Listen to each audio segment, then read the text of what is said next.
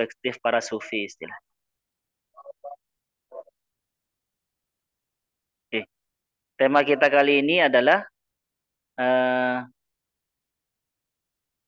Lailatul Qadar perspektif sufisme atau Lailatul Qadar in the Sufia.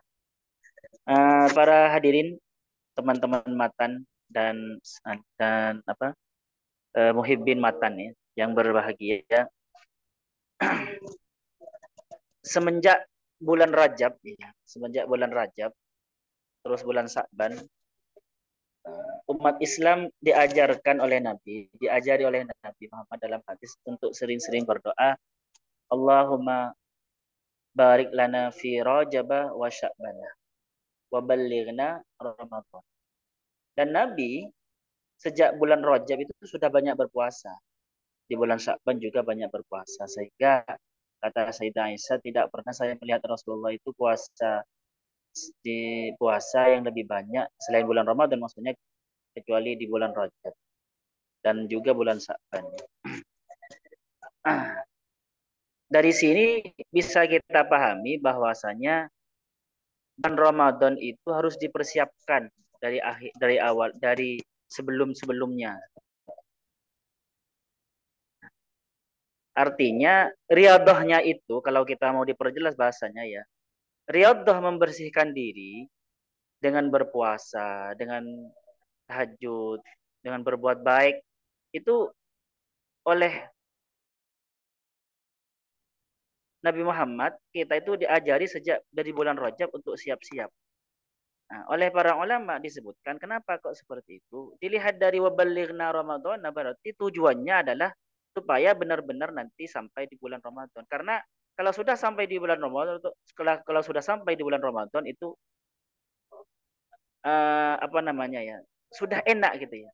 Karena sudah sampai kepada tujuan, walaupun nanti bukan tujuannya tujuan kan gitu ya. Oke. Jadi teman-teman, para hadirin, bagi para sufi, makanya nanti Ramadan ini dimulai riyadhahnya mulai dari Rajab sampai sampai Sya'ban dan terus ke puasa di bulan Ramadan, oleh para sufi proses takhalli. Dinamai proses takhalli. Apa takhalli? Membersihkan diri dari keburukan-keburukan, baik sifat-sifat yang timbul dari anggota tubuh luar ataupun sifat-sifat yang timbul dari hati, yang timbul dari pikiran dan hati. Kalau yang lebih dalam lagi, membersihkan diri dari selain Tuhan. Makanya berpuasa. Jadi dari bulan Rajab kita itu sudah mulai belajar berriyadhah, mengikuti keinginan ruh. Mengikuti keinginan ruh. Ini kalau bahasa gamblangnya ya, mengikuti keinginan ruh. Kenapa kok dikatakan mengikuti keinginan ruh? Ruh itu dalam diri manusia itu ada unsur ruh, ada unsur nafsu, dan ada fisik. Gitu. Secara garis besar itu ada 3. Ada ruh, ada nafsu, ada fisik. Nah, makan dan minum dan sifat-sifat manusia normalnya itu adalah kemauan fisik atau bisa kemauan nafsu. Kalau normal itu kemauan fisik. Tetapi kalau berlebihan atau dengan cara yang tidak baik, yang tidak normal, itu maka nanti itu bisa dikatakan kemauan nafsu. Apa kemauan ruh? Kemauan ruh itu ya karena ruh tidak makan dan minum. Kemauannya ya memang tidak makan dan minum. Dan kemauan ruh itu karena berasal dari Tuhan. Wa nafakhtu fihi min ruhi, kata Al-Quran itu. Dan aku tiupkan, kata Allah, ketika fisik manusia sudah sempurna, dan aku tiupkan ruhku ke dalam diri manusia itu. Maka karena berasal dari Tuhan, ruh itu ya ingin kembali kepada Tuhan, ingin selalu dekat kepada Tuhan. Maka kemauan ruh itu ya sebenarnya ya tidak makan, tetapi karena kita manusia itu tidak makan dan minum ya. Tapi karena kita manusia itu tidak bisa kan, karena kita ini tercipta dari fisik materi gitu.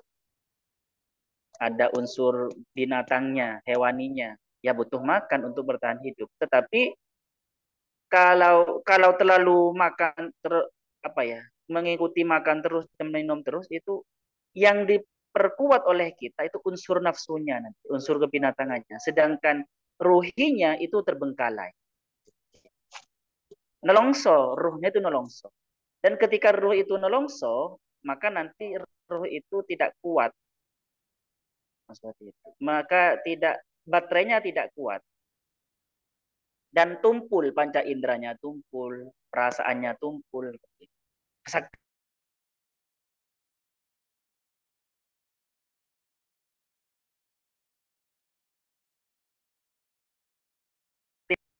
Latihan bagi kita bagaimana mengikuti kemauan ruh.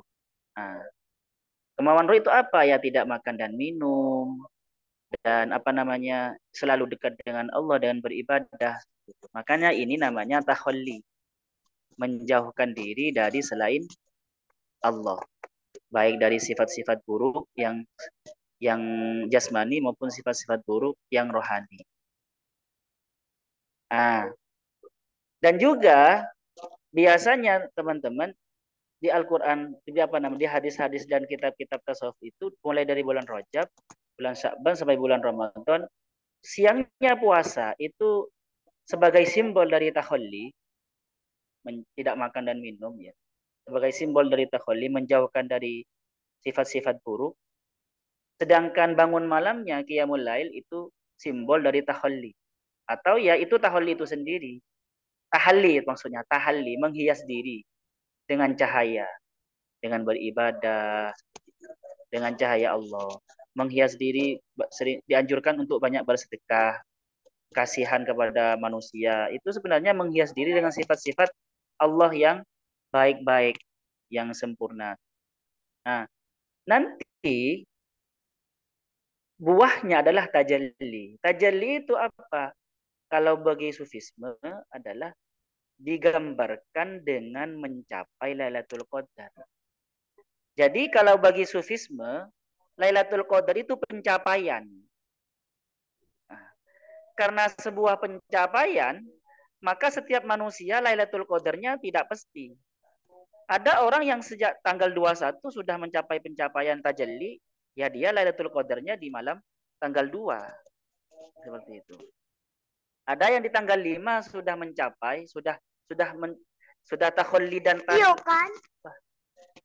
Sudah takhalli dan tahallinya itu berbuah tajalli, maka dia malam Lailatul Qadarnya ya di tanggal 15 seumpama.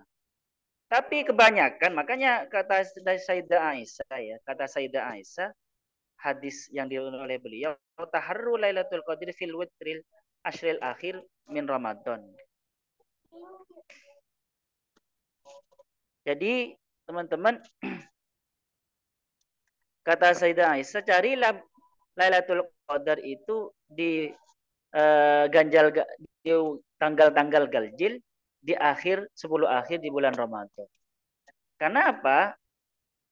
Kalau bagi apa namanya ya? Bagi kita itu kan baik ya, bagi umumnya manusia baik itu. Karena umumnya manusia biasanya di akhir-akhir bulan Ramadan itu sudah kayaknya dalam tanda kutip bosan untuk beribadah. Masjid sudah tambah sepi, sudah sibuk menyiapkan keperluan-keperluan Idul Fitri. Sudah banyak di mall, tidak lagi di masjid. Nah, maka hadis itu sangat sangat apa ya? Sangat kontekstual sekali ya, dan seakan-akan tahu keadaan yang akan datang, bahwasanya kalau di akhir-akhir bulan Ramadan itu semangatnya manusia sudah menurun gitu kan ya, umat Islam. Akhirnya ya gitu. Nah, itu juga bermakna seperti ini para teman-teman, para hadirin ini, para teman-teman mata. Bahwasanya pencapaian itu biasanya memang di akhir-akhir. Memang di akhir-akhir. Jarang sekali yang mencapai di awal-awal, di pertengahan. Biasanya yang banyak mencapai Lailatul Qadar itu di akhir-akhir. Jadi ini perspektif tasawuf ya. Perspektif sufisme beda sekali dengan perspektif pada umumnya itu. Kalau pada umumnya Lailatul Qadar itu hanya satu kali, sedunia satu kali, nggak tahu itu kapan. Tetapi oleh Rasulullah disuruh cari di akhir bulan Ramadan kan ya. Di 10 akhir di bulan Ramadan. Tetapi ternyata malam Lailatul Qadar itu yang pertama kali turun itu bukan di 10 akhir bulan Ramadan tetapi di 17 Ramadan, di tanggal 17. Karena Nabi Muhammad menerima Al-Qur'an itu di tanggal 17. Nabi Muhammad menerima Al-Quran pertama kali itu adalah Lailatul Qadar. Di malam Lailatul Qadar. Buktinya apa? Karena ayatnya inna anzalnahu fi lailatul qadar. Dan ada ayat yang lain didukung dengan ayat yang lain. Syahrul Ramadan alladzi unzila fihil Qur'an. Di sini diturunkan itu bukan turun berangsur-angsur, tetapi turun sekaligus. Karena pakai anzalah, bukan nazzalah. Kalau nazzalah itu berarti turun berangsur-angsur yang terjadi yang terjadi selama 22 tahun, dua 2 bulan 2 hari itu. Itu tanzil itu atau nazzala yunazzil. Tetapi kalau inzal itu turun sekaligus. Itu kapan? Kalau Al-Qur'an yang turun sekaligus ya di situ. Yaitu di tanggal 17 bulan Ramadan. Coba lihat teman-teman. Bulan Ramadan Lailatul Qadar yang datang pertama kali itu tanggal 17. Tetapi Nabi Muhammad memberi perintah, memberi petunjuk untuk mencari Lailatul Qadar itu untuk mencarinya di akhir-akhir, di tanggal 12 di tanggal 20 sampai akhir gitu kan ya. Itu karena memang mungkin Nabi Muhammad sadar, ini perspektif sufi ya. Memang manusia pencapaiannya itu kebanyakan nanti di akhir-akhir. Ada yang di awal-awal. Beda sekali kan, Ge? Dengan yang ini, dengan Lailatul Qadar versi umumnya. Kalau versi umumnya hanya dalam sedunia Lailatul Qadar itu satu kali. Nggak tahu tanggal berapa. Bisa tanggal 1, bisa tanggal 12. Pokoknya yang selamat makanya ya yang dari awal sampai akhir itu ibadah terus, bangun malam terus.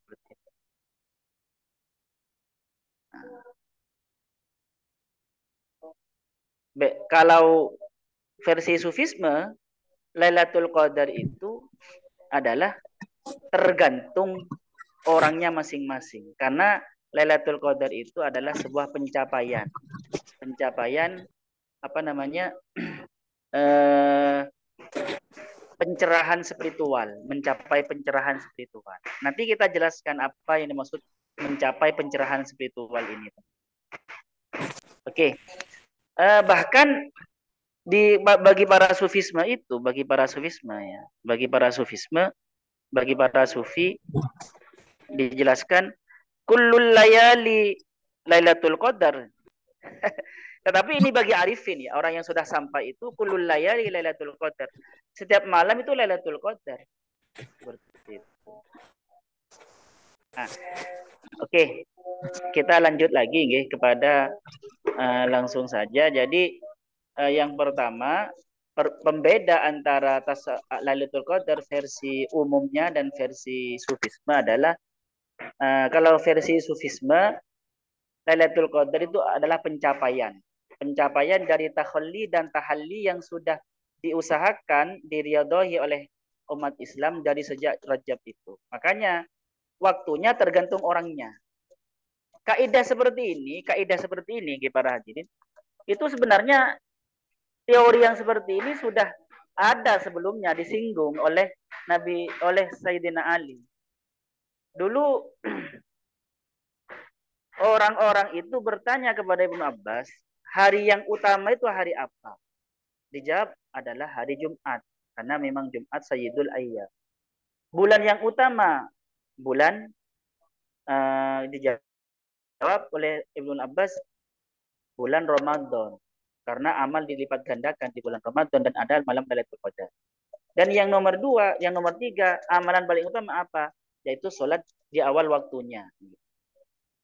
Tetapi ketika Ibnu Abbas wafat ya, Terus orang bercerita kepada Sayyidina Ali bahwasanya ketika saya bertanya tentang paling baiknya, paling utamanya hari, paling utamanya Ramadan, apa bulan, dan paling utamanya amalan, oleh Ibnu Abbas dia dijawab seperti tadi.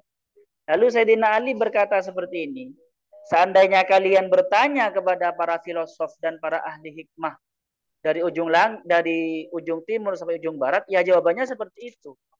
Tetapi saya punya jawaban yang berbeda, kata Sayyidina Ali. Jadi hari paling utama itu adalah hari di mana seorang hamba bertaubat nasuha. Di mana seorang hamba bertaubat dengan taubatan nasuha.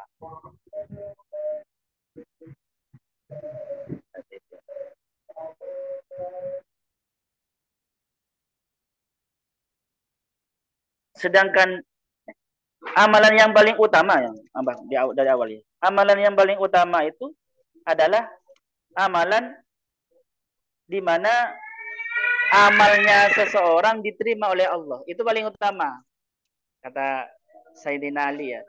Jadi amal paling utama itu apa? Amal yang diterima oleh Allah. Amal apapun ya. Amal apapun gitu. Amal yang diterima oleh Allah itu yang paling utama gitu. Yang nomor dua, hari yang paling utama itu hari apa?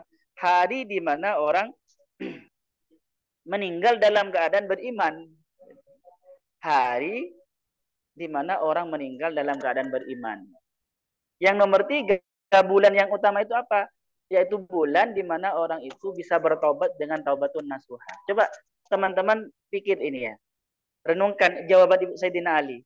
Jawaban dari Sayyidina Ali ini semuanya bukan tergantung kepada waktunya, bukan tergantung kepada harinya, bukan tergantung kepada bulannya, tetapi tergantung kepada orangnya, teman-teman.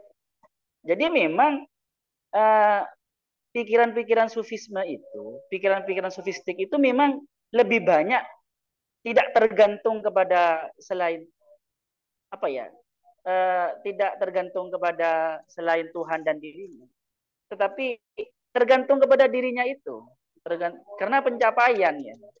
Karena para sufi itu lebih kepada mengutamakan pencapaian spiritual seperti itu. Entah itu kapanpun, hari apapun, pokoknya kalian mencapai pencerahan spiritual itu adalah malam Lailatul Qadar. Kalau itu adalah pengalamanmu pertama kali, maka itu adalah Lailatul Qadar pertama kalimu. Seperti itu. Pencerahan spiritualmu yang pertama kali. Nanti kita lihat apa itu pencerahan spiritual gitu. Jadi pemikiran sufistik seperti ini seakan-akan sudah diajarkan oleh Sayyidina Ali bahwasanya apa namanya, baik dan tidaknya itu tidak tergantung kepada hari, tidak tergantung kepada bulan, dan tidak tergantung kepada jenis amalan, tetapi tergantung siapa yang melakukannya dan kualitas yang dia lakukan dari orangnya, tergantung orangnya. Oke, jadi itu, oke. Jadi tidak tadi apa namanya, pemikiran sufisme yang mengatakan Lailatul Qadar sebuah pencapaian dan setiap orang itu beda tanggal Lailatul Qadarnya, itu ya ada teorinya yang sudah diajarkan oleh Sayyidina Ali ini. Seperti itu. Oke, lanjut, G. Kita lanjut kepada mukaddimah ya. Mukaddimah, apa itu pencapaian spiritual yang dikatakan Lailatul Qadar bagi para sufisme. Atau Lailatul Qadar itu dikatakan pencapaian spiritual. Ini bahasa saya ini ya, pencapaian spiritual ini adalah sudah saya karang dan saya pilih diksinya seperti itu yang paling cocok. Sebenarnya para sufi itu beda-beda nanti bahasanya. Beda-beda bahasanya. Di antara bahasanya adalah di mana seorang hamba di malam itu mengenal dirinya dan siapa Tuhannya. Ma'rifatullah bahasanya. Ada yang mengatakan Ibnu Arabi itu yaitu dirimu yang bisa fana kepada Tuhan dan mengenal Tuhanmu. Seperti itu. Jadi Lailatul Qadar itu adalah dirimu, itu dirimu yang sedang menyatu dengan Tuhan dan fana dalam Tuhan. Dan kalau di tafsir Al-Alusi itu adalah malam Lailatul Qadar itu di mana hamba tersingkap hatinya melihat tajalli khusus sehingga dia mengerti dirinya, mengenal Tuhannya maksudnya, mengenal Allah. Dari semuanya itu saya bahasakan sebagai pencerahan spiritual seperti itu. Dari semua para sufisme para sufi yang mengatakan tentang definisi-definisi Lailatul Qadar itu saya bahasakan sebagai pencerahan spiritual. Nabi Muhammad awal kali mendapatkan malam Lailatul Qadar dan juga dikatakan awal kali menerima wahyu, ya Nabi Muhammad itu pencapaian spiritual pertama kali. Karena Nabi Muhammad mengerti. Seperti itu. Nabi Muhammad itu mengerti. Bahkan Nabi Muhammad itu sebelumnya coba nih teman-teman. Ini apa yang kita lakukan, yang kita riyadhahi dari Rajab terus sampai Sya'ban dan Ramadan itu sama dengan perjalanan spiritual Nabi Muhammad. Jadi di hadis Bukhari itu dijelaskan, kata Sayyidah Aisyah, pertama kali wahyu itu diawali dengan Rasulullah bermimpi dengan mimpi yang benar. Dan itu semacam seperti fajar sodik gitu. Apa namanya? Lintasan cahaya. Dan Nabi ketika itu menjadi senang untuk bertahanus, bertapa di Gua Hiro. Artinya bertapa itu kan semacam takhalli, menjauhkan diri dari selain Allah. Seperti itu. Ya sama yang seperti kita lakukan sudah mulai berpuasa di Rajab dan Sya'ban. Terus akhirnya Rasulullah itu terus nanti kalau di hadis panjang hadisnya gitu. Kalau Rasulullah bekalnya habis dia pulang. Beliau pulang ke Sayyidah Khadijah. Nanti bawa bekal. Terus seperti itu. Rasulullah selalu beribadah dan bertahanus di Gua Hiro. Artinya Rasulullah itu sudah melalui proses takhalli dan tahalli. Sama seperti petunjuk Rasulullah, orang Islam itu untuk proses takhalli dan tahalli itu sejak dari Rajab dan Sya'ban dan terus Ramadan. Dan akhirnya Rasulullah di tanggal 17 bulan Ramadan itu dapat wahyu turun pertama kali. Yang Iqra bismi rabbik. Iqra bismi rabbik ini menunjukkan bahwasanya tidak mungkin ada kata-kata Iqra bismi rabbik. Bacalah dengan nama Tuhanmu. Nabi Muhammad belum mengenal Tuhannya. Okay. Jadi Nabi Muhammad ini sudah mengenal Tuhannya. Iqra bismi rabbik, kata-kata Iqra bismi rabbik, bacalah dengan nama Tuhanmu. Otomatis Nabi Muhammad sudah mengenal siapa Tuhannya. Seperti itu. Jadi para sufi itu menafsirkan Lailatul Qadar itu adalah, kalau itu adalah pengalaman pertama kali orang Islam, maka itu adalah awal pertama kali orang Islam mengenal Tuhannya, ma'rifatullah.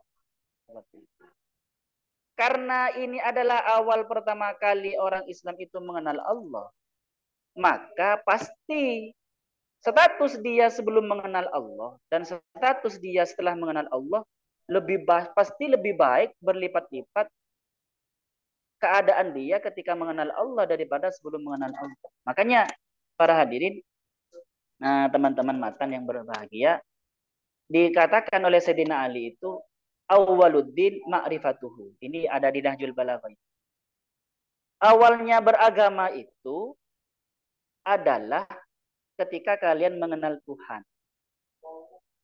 Ketika kalian beribadah sampai umur berapapun, tetapi dalam keadaan tidak mengenal Tuhan, itu dianggap tidak sempurna agamanya kalau bagi sufisme. Karena di Zubat juga diterangkan ya, awwalu wajibin alal insani ma'rifatul ilahi bistiqamah. Awal kewajiban bagi manusia adalah mengenal Tuhan dengan penuh keyakinan. Nah, ini oleh para sufi dikatakan ya ma'rifatullah, karena ma'rifatullah versi sufisme ya. Tapi ini maksudnya ma'rifatullah versi sufisme gitu. Bukan ma'rifatullah versi ilmu kalam, bukan ma'rifatullah versi filsafat. Dan kalau ma'rifatullah versi ilmu kalam kan cukup mengenal dalil-dalil sifat sifat yang aqaid seket itu kan, aqaid yang 50 itu versi ilmu kalam. Kalau ma'rifatullah versi filsafat itu mengenal Tuhan dengan cara logika, dengan melihat alam semesta. Kalau ma'rifatullah versi sufisme ini mengenal Allah bil kasyaf, bil kasaf gitu. Dengan ketersingkapnya tirai, tersingkapnya tirai dari hati sehingga benar-benar menyaksikan Tuhan, mengenal Tuhan. Jadi eh, pantas kalau Lailatul Qadar itu khairum min alfi syahr. Lebih baik dari 1000 bulan. Lebih baik dari 1000 bulan. 1000 bulan itu kalau kita konversikan menjadi tahun berarti 83 4 bulan kan 83 tahun 4 bulan. Jadi umur manusia seakan-akan orang yang sudah mencapai Lailatul Qadar itu lebih baik, orang yang sudah mencapai ma'rifatullah itu lebih baik, ibadahnya lebih baik daripada orang yang tidak mencapai malam Lailatul Qadar yang belum ma'rifat walaupun beribadah sampai sampai hidupnya habis. Biasanya normalnya hidup itu 65, 63 sampai 80-an kan. Jadi seperti itu. Jadi hidup apapun, hidup selama apapun, beribadah selama apapun kalau belum mengenal Tuhan, itu akan kalah kualitasnya nanti daripada ibadahnya satu malam. Ibadah satu malam dalam keadaan kita sudah mengenal Tuhan. Makanya banyak para hadirin hadis-hadis juga bahwasanya 2 rakaat bagi orang yang alim itu lebih baik daripada 1000 rakaat. Bahkan ada seperti ini nih. Saya ada hadis seperti ini.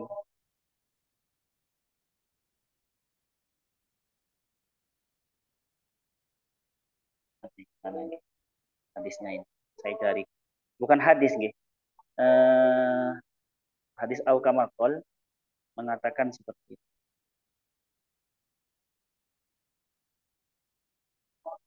Mana ini?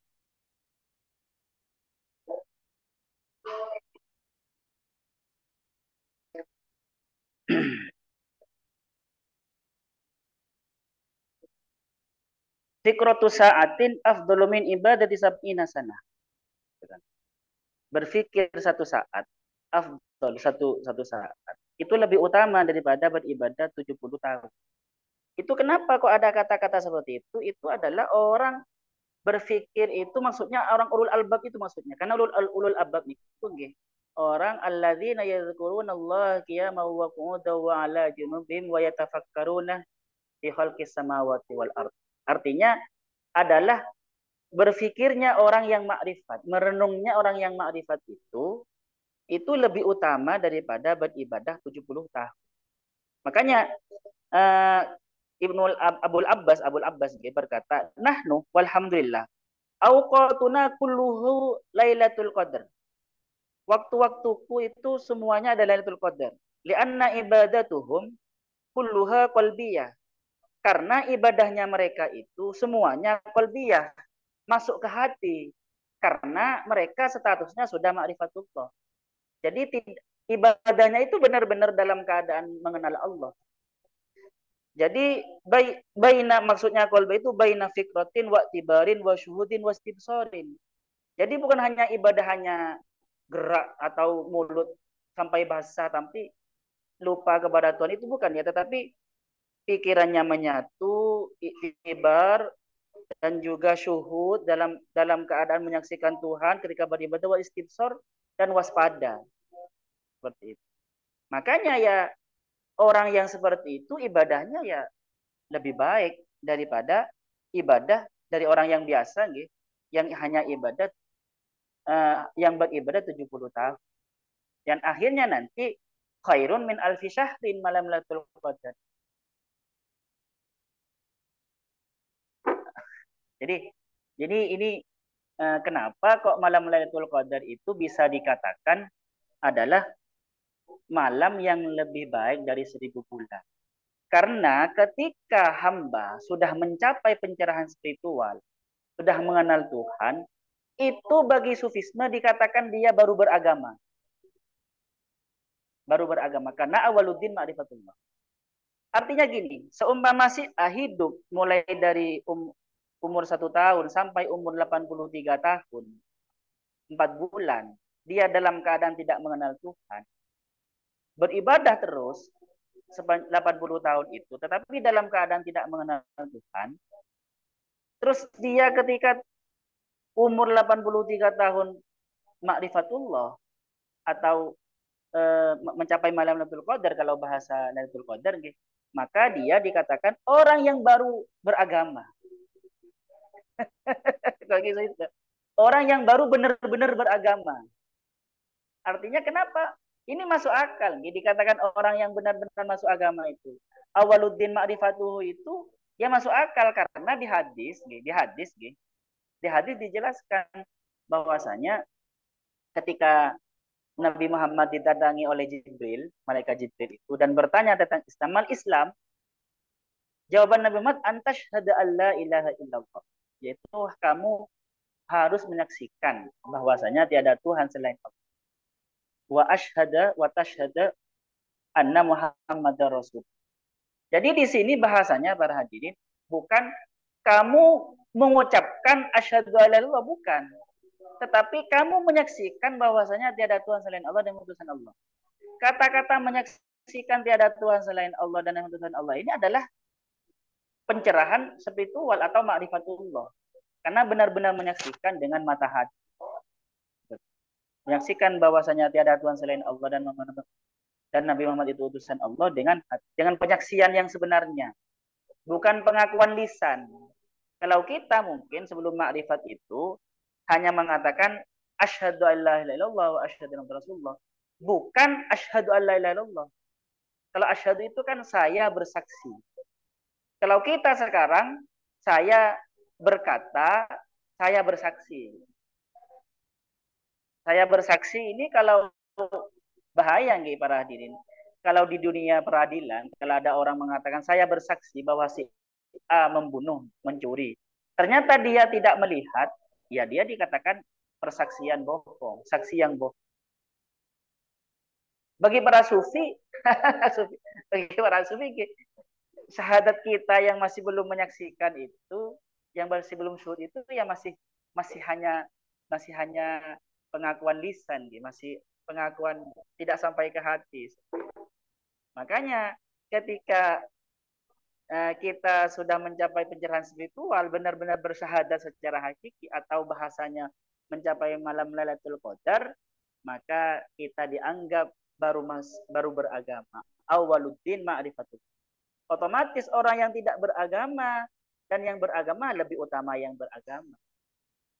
1000 tahun tanpa mengenal Tuhan, walaupun beribadah, masih kalah satu malam dalam keadaan mengenal Tuhan, satu malam beribadah dalam keadaan mengenal Tuhan. Bahkan para hadirin, khairun min alfi syahr ini ada sebagian mufassir mengatakan tidak harus 1000 malam, 1000 bulan. Maksudnya banyak. Bisa saja 1000 tahun. Pokoknya. Tapi dalam keadaan beribadahnya itu dalam keadaan tidak mencapai Lailatul Qadar. Tidak mencapai tidak mencapai pencerahan spiritual. Ini versi sufisme. Ini terlalu panjang saya cerita ya. Masih banyak sebenarnya. Oke, kalau terlalu panjang Mas moderator bisa lanjut di pertanyaan saja. Apa saya lanjut? Saya terangkan. Lanjut betul nomor apa, Yai? Oh, okay. Jadi paham gitu. Jadi seperti itu.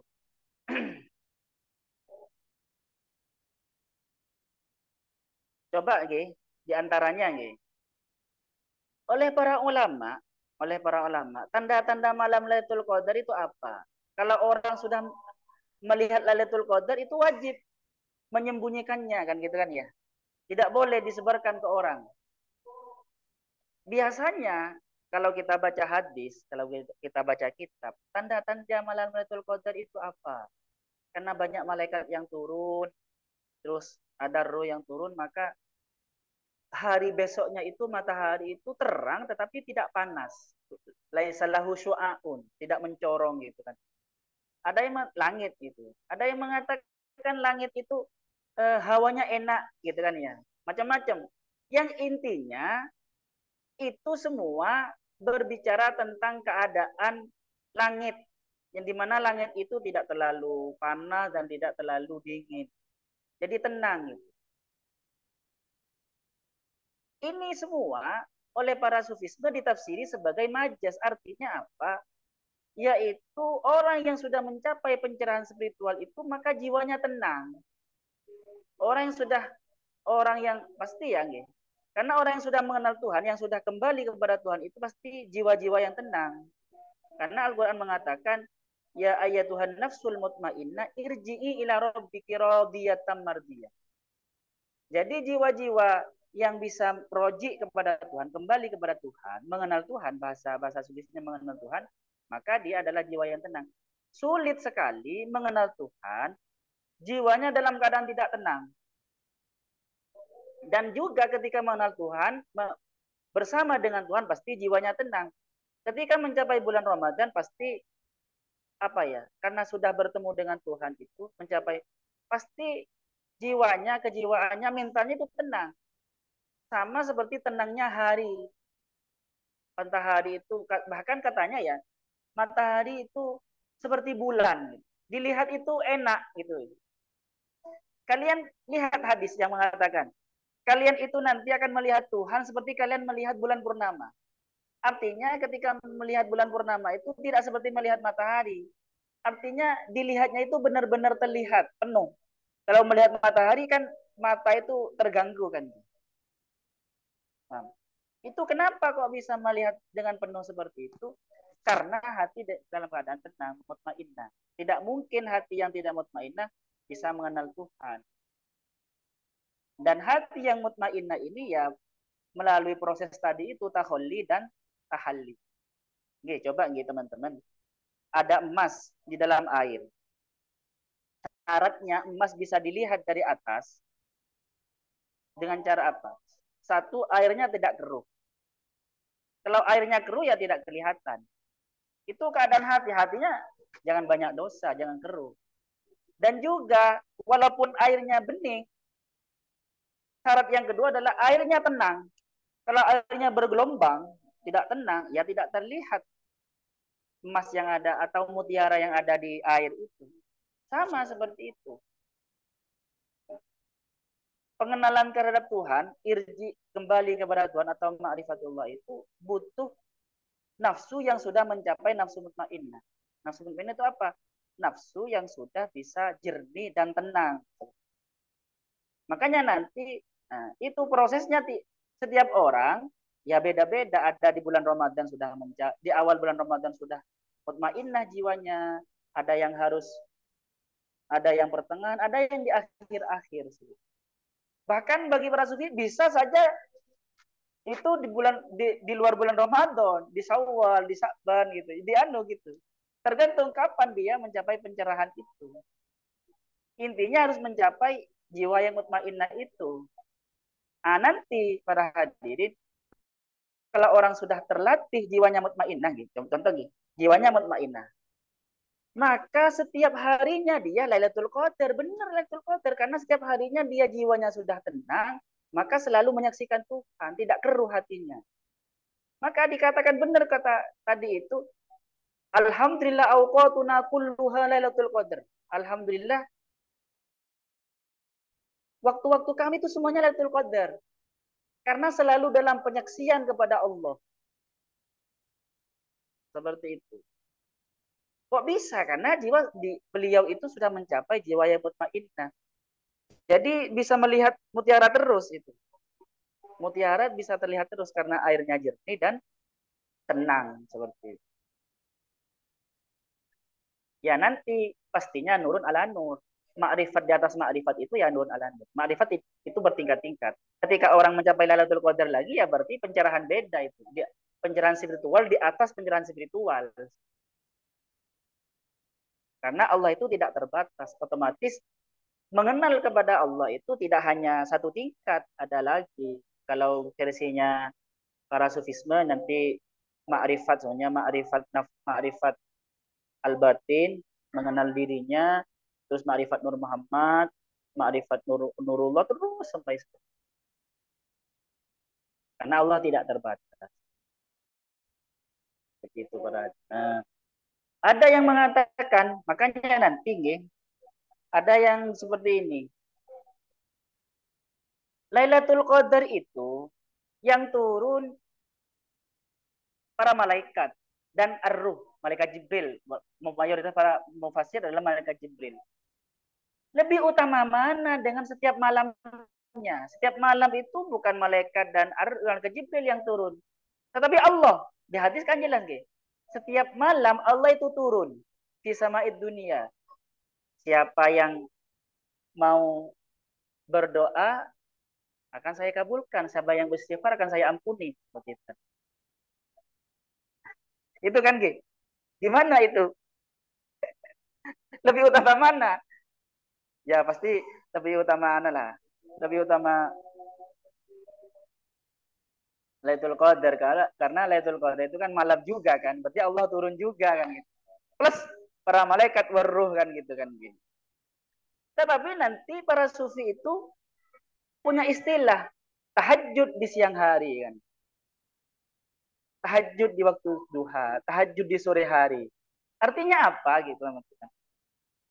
Kita itu mungkin pada umumnya seakan-akan mengatakan Allah turun ila samai dunia itu, kalau yang salah ini salah fatal, seakan-akan Allah itu awalnya di langit yang tinggi, akhirnya turun di setiap malam hari.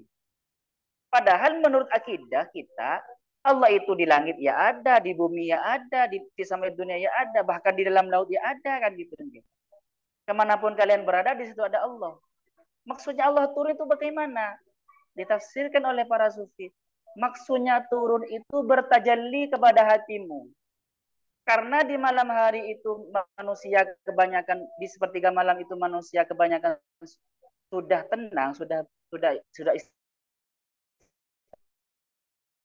istirahat, yang tidur.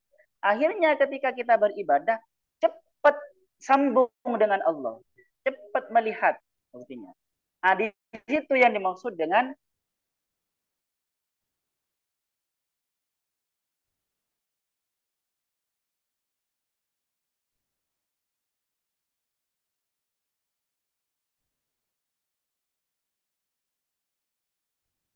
Allah turun. Gampang sembuh dengan Allah. Karena mentalnya sudah tenang, fisiknya tenang, sudah istirahat, dan suasananya tenang. Seperti itu. Makanya orang yang minta ampun, maka akan saya ampuni. Orang yang berdoa akan saya kasih. Kenapa? Karena dia memintanya dalam keadaan khusyuk. Meminta ampun dalam keadaan khusyuk, pasti dia diampuni oleh Allah. Beda dengan meminta dalam keadaan tidak sambung dengan Allah. Makanya nanti orang yang bisa mempertahankan suasana malam itu, yang tenang itu, yang mutmainnah itu sampai di siang hari, di pagi hari dan di sore hari, bahasanya tahajud di sore hari, gitu kan ya? Tahajud di siang hari,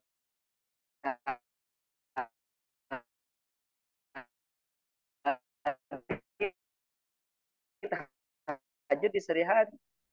Allah itu sebenarnya di tiap malam sudah turun untuk memperkenalkan diri kepada hambanya. Tetapi tidak semua orang itu bisa mengenal Allah, bisa menyaksikan Tuhan. Baru ketika di malam dia bisa menyaksikan Tuhan, itu namanya Lailatul Qadar. Okay. Jadi ada hubungannya ayat hadis yang mengatakan Allah turun di setiap malam dan Al-Quran yang mengatakan para malaikat itu turun dan Nabi dan malaikat Jibril turun di malam Lailatul Qadar, itu ada hubungannya. Jadi setiap malam sebenarnya Allah memberi kesempatan manusia itu untuk menghadap Allah supaya mencapai pencerahan spiritual dan mengenal Allah. Tetapi tidak semuanya langsung setiap malam mereka langsung sukses. Nah, ketika mereka sukses mengenal Allah, sambung dengan Allah, mengenal Allah itu, maka itu adalah Lailatul Qadarnya. Seperti itu. Kenapa kok para malaikat itu turun di malam Lailatul Qadar, tata tanazzal ini? Itu berguguran, kalau buah itu tata tanazzal itu berguguran. Banyak sekali yang datang dan aruf. Karena sebagai penghormatan kepada orang yang mencapai tadi itu, yang mencapai pencerahan spiritual. Jadi semacam menyaksikan, semacam memberi tahniah, memberi selamat seperti itu. Karena dia sudah mencapai pencerahan. Dan kesempatan untuk pencerahan itu sebenarnya ada setiap malam, karena Allah itu seakan-akan mempersiap apa ya, berkenan untuk turun dalam tanda kutip ke langit yang terendah di sama dunia. Artinya gampang dikenal, tetapi tidak langsung, butuh proses. Nah, baru ketika sampai, ketika mengenal Allah, berwajib kepada Allah, kembali kepada Allah, nah, baru itu dinamakan Lailatul Qadarnya orang itu. Paham gak para hadirin? Ini mungkin kita lanjut diskusi mawon. Lanjut diskusi mawon, monggo. Oke, Monggo terima Mas. kasih untuk Kiai Muhammad Yardo. Mungkin dari teman-teman ada yang bertanya, kita membuka 3 sesi. Silahkan, sesi yang pertama, silahkan.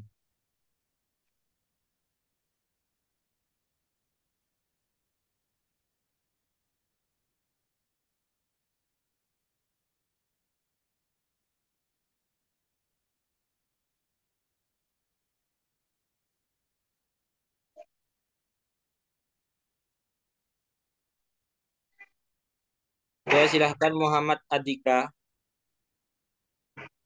So, lewat chat bisa Assalamualaikum. langsung. Mohon izin. Assalamualaikum warahmatullahi wabarakatuh. Saya Mas. Di mana Saya ini? di Kerawang. Oh, di Kerawang. Monggo Mas. Sambil nyimak ini. Ya, saya jadi ingat dawuhnya Gusmi. Lailatul Qadar itu ada di luar bulan Ramadan gitu kan. Oh, nggih. Terus dawuhnya guru-guru saya waktu itu, Lailatul Qadar itu hadiah. Kenapa kamu cari? Kayak gitu kan. Kata beliau-beliau, Lailatul Qadar itu hadiah makhluk gitu kan. Itu makhluk. Yang kamu tuju itu siapa sih? Saya suka digituin gitu ya. Uh, Nggih. Nah itu terus saya juga mulai memaknai artinya sama dengan hadis yang tadi apa namanya uh, kalau Lailatul Qadar di siang hari katanya panasnya nggak terik gitu kan, sejuk gitu kan. Dan ketika malam ada malah tampak bercahaya gitu kan, apa sekilas Cahaya nggih. gitu kan. Nah, mohon izin, ya, saya mau bertanya sama panjenengan. Kalau dikatakan pencerahan itu adalah hadiah, sedangkan kata panjenengan tadi Lailatul Qadar adalah pencapaian, itu bagaimana ya? Apa namanya? Titik sambungnya itu, Ki. Ngapunten.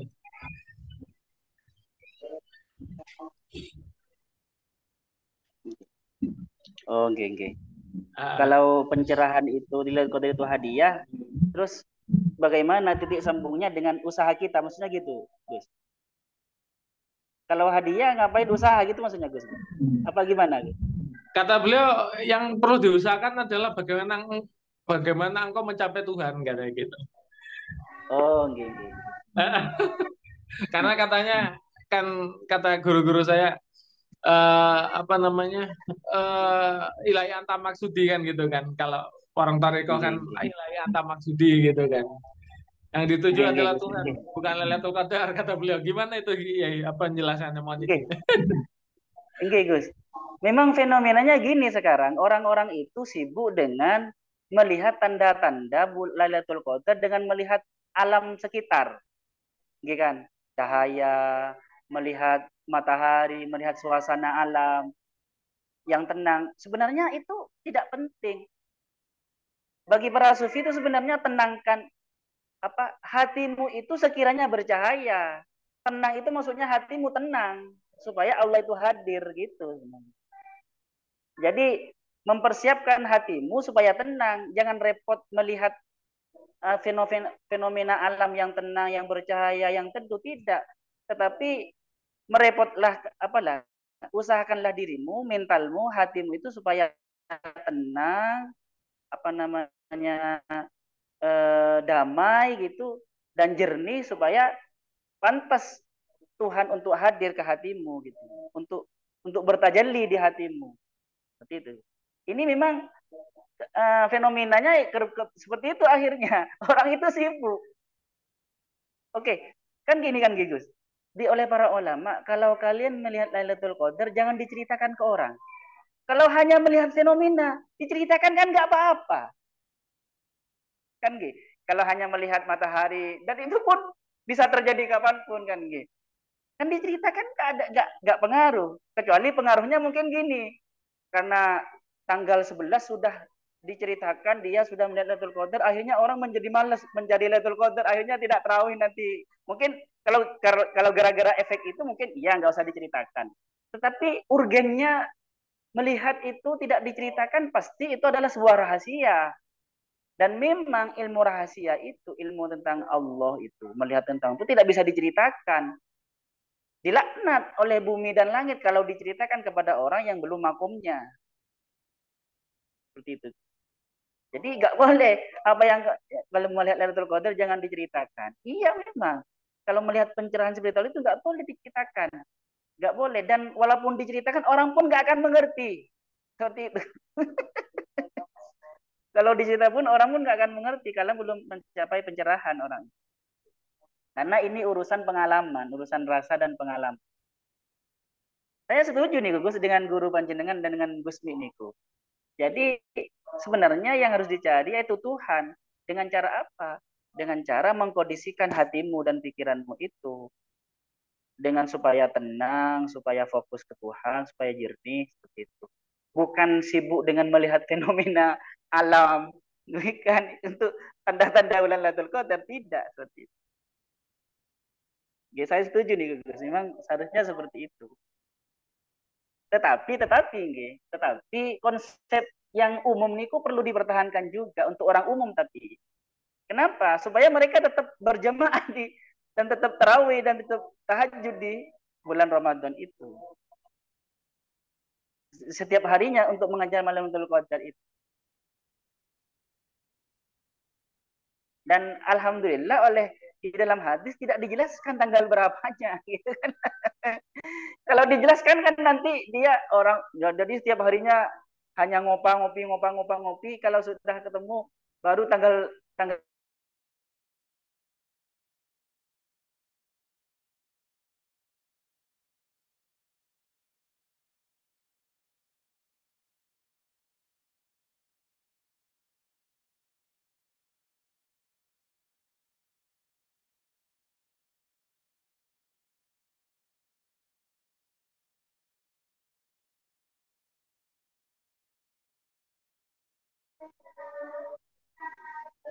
Oke, Mas.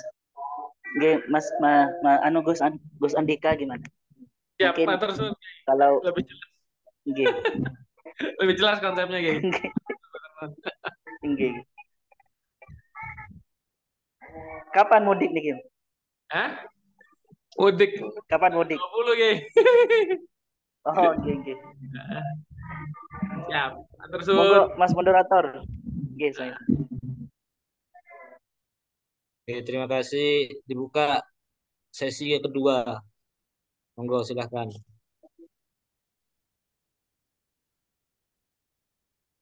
Pertanyaan sesi kedua, silahkan teman-teman.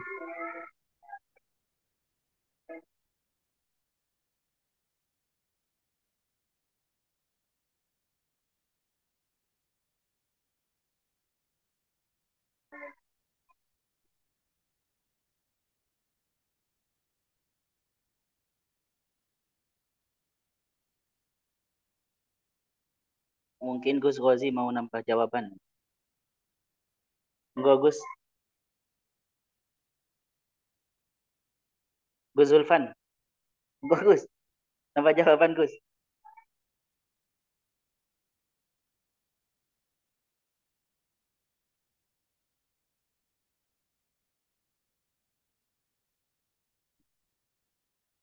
Jam berapa, Mas? Jam 21.48. Lumayan, sudah 1 jam 48.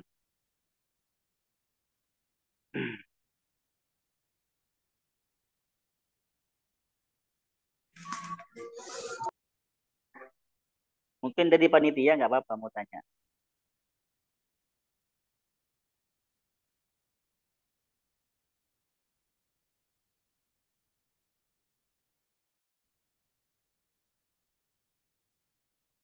kula badhe tanglet Nggih, monggo sih.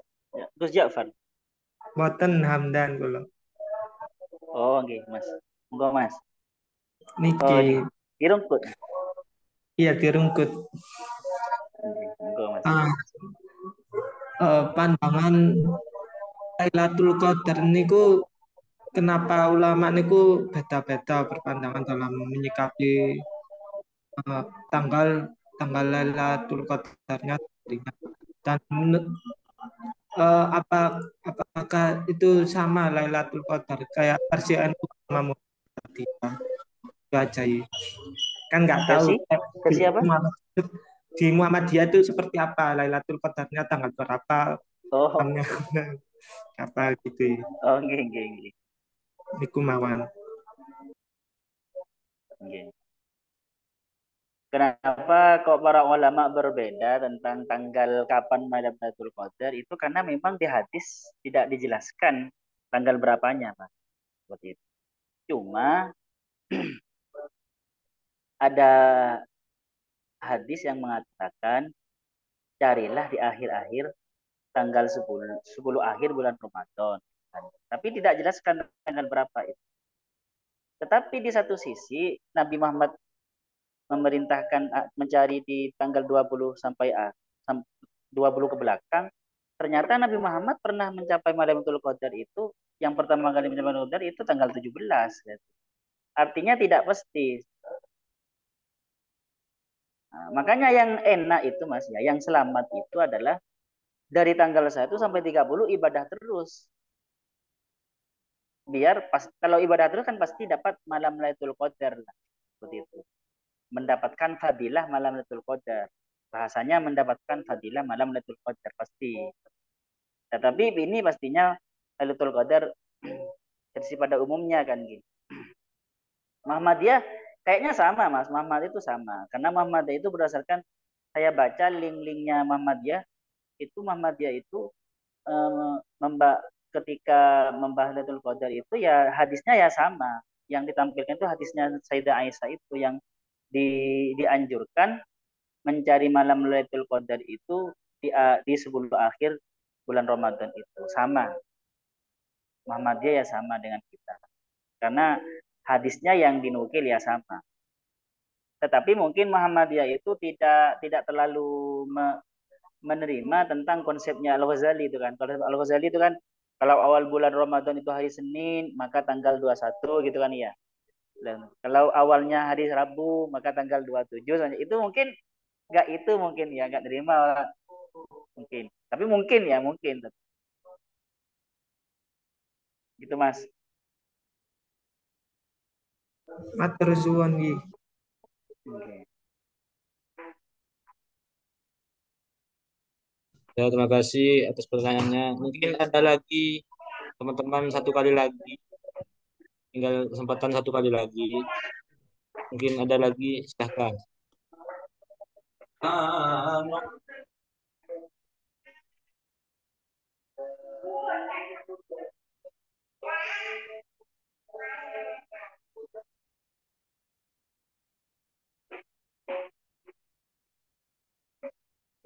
Kalau sudah nggak apa-apa ditutup Mas kalau nggak ada.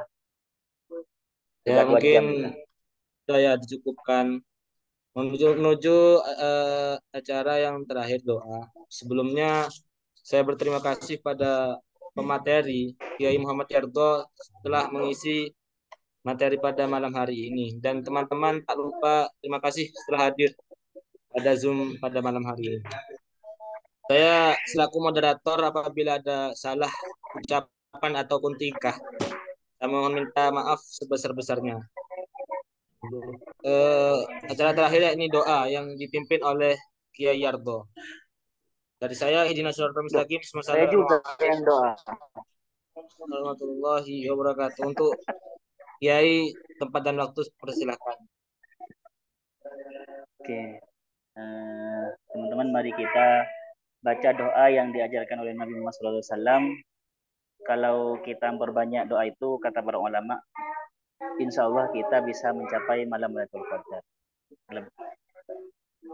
Doanya Allahumma innaka afuwun karim tuhibbul afwa fa'fu anni. Kita baca 7 kali. Bismillahirrahmanirrahim. Allahumma innaka afuwun karim tuhibbul afwa fa'fu anni. Allahumma innaka afuwun karim tuhibbul afwa fa'fu anni. Allahumma innaka afuwun karim tuhibbul afwa fa'fu anni. Allahumma innaka afuwun karim tuhibbul afwa fa'fu anni. Allahumma innaka afuwun karim tuhibbul afwa fa'fu anni. Allahumma innaka afuwun karim tuhibbul afwa fa'fu anni. Allahumma innaka afuwun karim tuhibbul afwa fa'fu anni ya karim. Bismillahirrahmanirrahim. Alhamdulillahirabbil alamin. Allahumma shalli ala sayyidina Muhammad wa ala ali sayyidina Muhammad. Rabbil ighfir lana wa liwalidayna warhamhum kama rabbawna shighara. Ya Ghani ya Hamid ya Mubdi ya Mu'id ya Rahim ya Wadud ya Dzal Arsyil Majid ya Fa'alu lima yurid. Aghnina wa iyyahum bihalalika an haramika bi ta'atika an maksiatik. Waghnina wa iyyahum bi fadlika amman siwak. Rabbi anzilna wa iyyahum munzalan mubarakan wa anta khairul munzilin. Rabbana atina wa iyyahum fid dunya hasanah fil akhirati hasanah wa qina wa iyyahum adzaban nar. Wa adkhilnal jannata wa iyyahum ma'al abrar. Subhana rabbika rabbil izzati amma yasifun. Wassalatu wassalamu wal barakatuh wa ridwana lil awliya wal anbiya wa sayyidil mursalin. Walhamdulillahi rabbil alamin bi sirri asraril Fatihah. A'udzu billahi minasyaitonir rajim. Bismillahirrahmanirrahim. Alhamdulillahi rabbil alamin. Arrahmanir rahim. Maliki yaumiddin. Iyyaka na'budu wa iyyaka nasta'in. Ihdinas siratal mustaqim. Siratal ladzina an'amta 'alaihim ghairil maghdubi 'alaihim waladdallin. Ini Ja'far